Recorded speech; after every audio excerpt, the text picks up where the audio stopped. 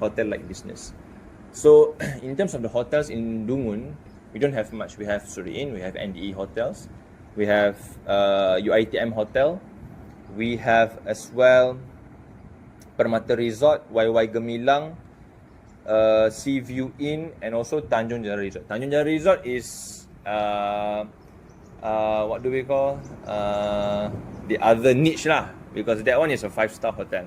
Okay, they've got like private beach, you know, whatever it is lah.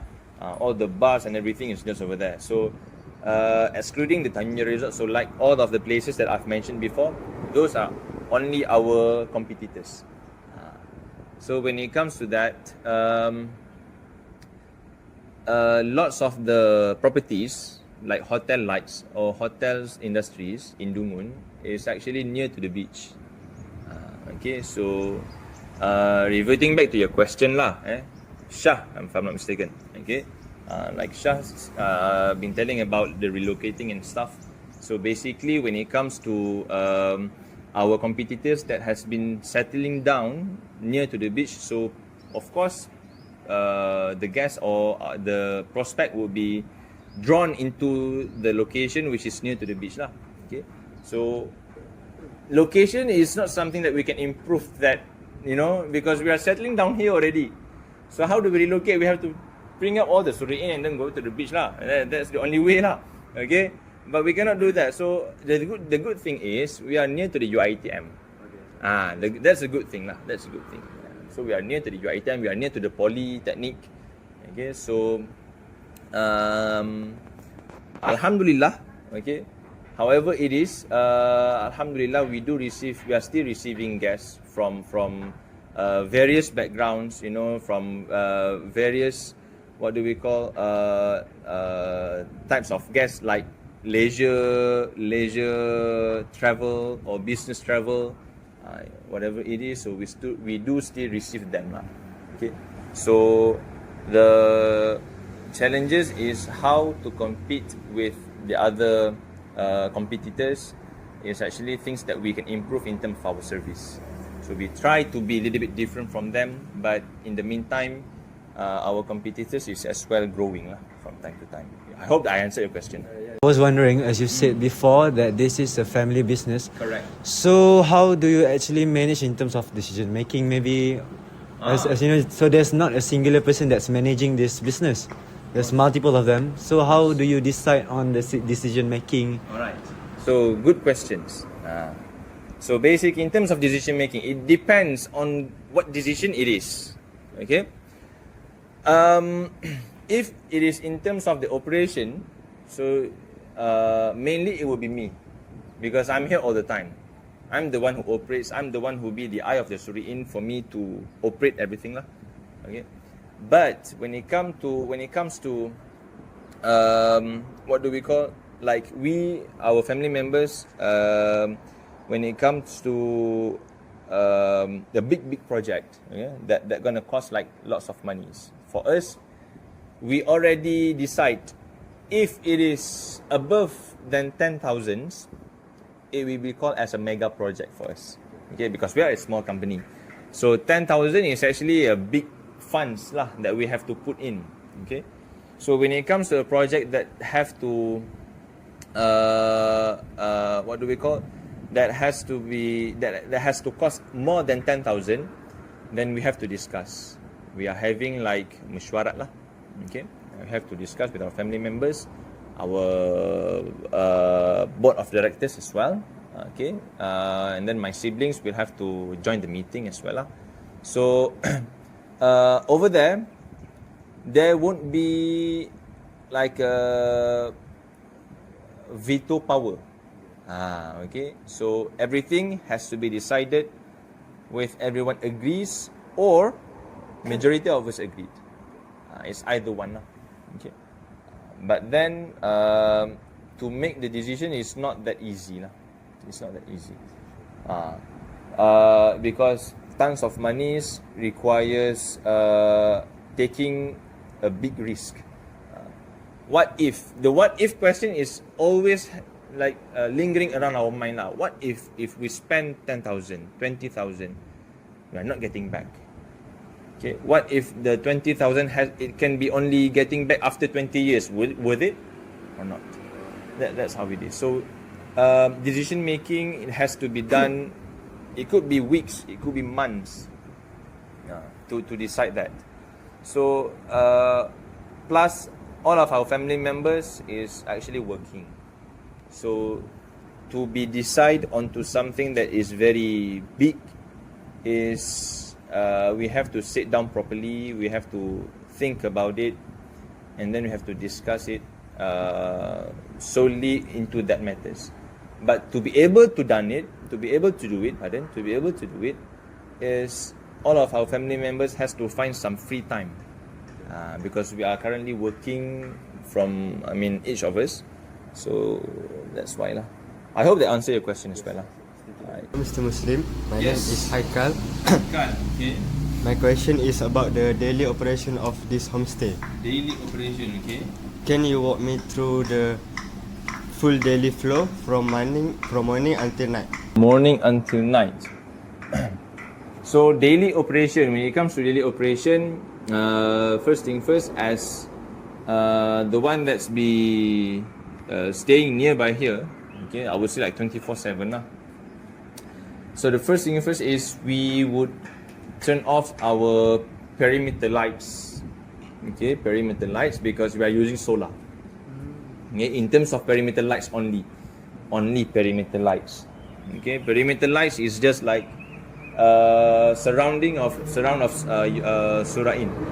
Okay, the downlight is not the perimeter light lah.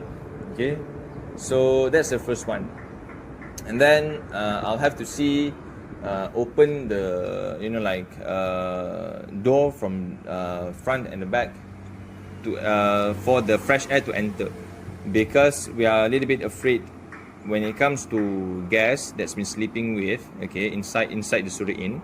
So if it is like full house, so they produce like lots of CO2, so carbon dioxide. So because of that, we have to freshen up the area by letting the fresh air come in. So we have to do that. Why would we close at night? Because we have to close the, like, what do we call, the sliding door, so that the air inside Sura Inn is actually cool enough. Okay, because we are using all air cons.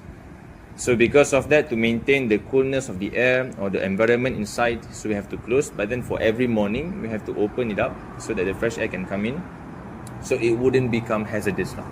Okay, that's for the safety issues. And then I'm just gonna like walk through Sura Inn to whatever it is that I can improve of, or things that it needs to be done as soon as possible. Then I'll be doing it. And then by 8 or 10, it depends. 8 a.m. or 10 a.m. So one of our team members will come. So he or she will be doing the housekeeping. Okay, so they will look after the rooms that has been checked out. Okay, so they will double check, inform us whether there will be any stains on it. If there is, then they would have to snap the picture and inform to us inside our group community, inside the WhatsApp. Okay, and then if there is no stains or whatever it is, no things that has been missing around, okay, so we will refund the deposit. So in terms of returning the deposit, it depends whether it will be returned by cash or it will be returned online. Return the deposit. If it is cash, meaning the guest has to wait a little bit, okay, until the room has been double checked by our team members. And if they cannot wait, they're in a rush or something, so we will let them check out first, and then we will return the deposit within 24 hours after they checked out. So we will return the deposit by 24 hours. And then our team will start to do the housekeeping.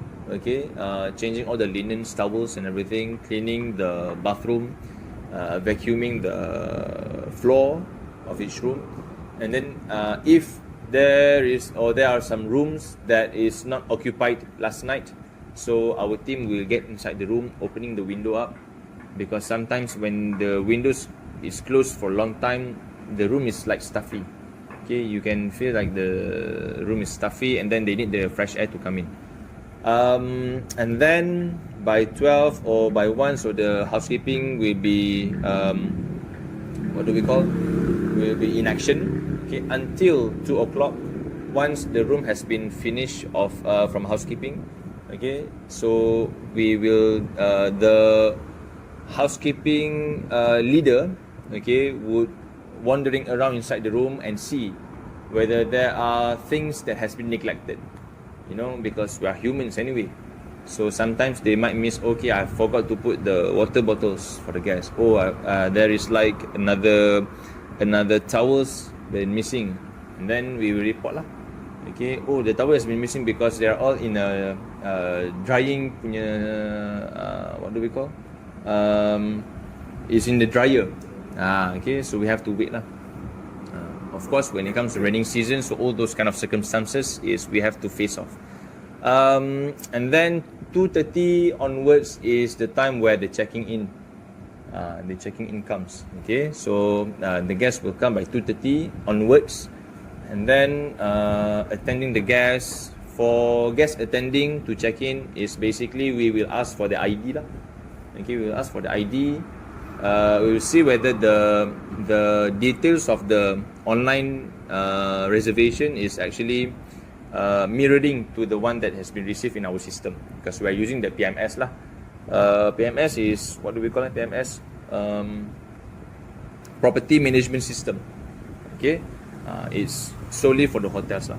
So we key in all the details, like the IC, the phone number, the email address, the full name, okay, and then we let them check in lah. So for checking in, so basically we will give them like a room bag.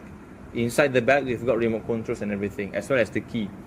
Okay, so the guests will have to bring the bag with all the remotes inside, and then go towards their room, gain the access for them to enter the room lah.